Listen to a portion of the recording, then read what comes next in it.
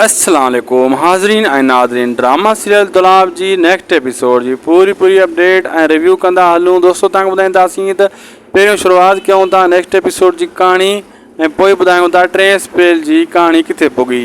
दोस्तों अचण वारे केसनि में तव्हां ॾिसंदो त मंसूर खान जे मथां पुलिस ॾाढी सख़्ती कंदी ऐं उनजा जेका शहदाई आहिनि इन्हनि खे हाणे आहिस्ता आहिस्ता गिरफ़्तार कंदी वेंदी।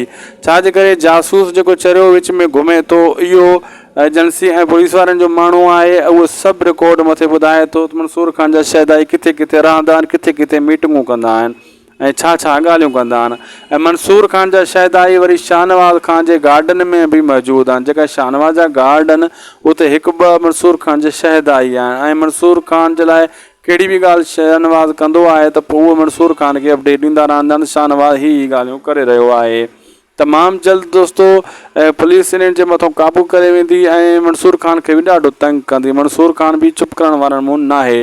ॿी तरफ़ सोडल वारनि जो विच में दोस्तों पाण सोडरनि जे विच में इख़्तिलाफ़ात थी वेंदो। सोडल ऐं मुराद जो इन जो रहज़न ऐं ककर वारा फ़ाइदो खणंदा ऐं शाहनवाज़ खान इहा शैतानी में कामयाबु थी वेंदो ऐं टियों स्पेल लॻभॻि दोस्तों मुकमल थियण वारो आहे ऐं चोथें स्पेल जी बि हाणे अॻिते शूटिंग स्टार्ट थी वेंदी। लाइक सब्सक्राइब कंदा।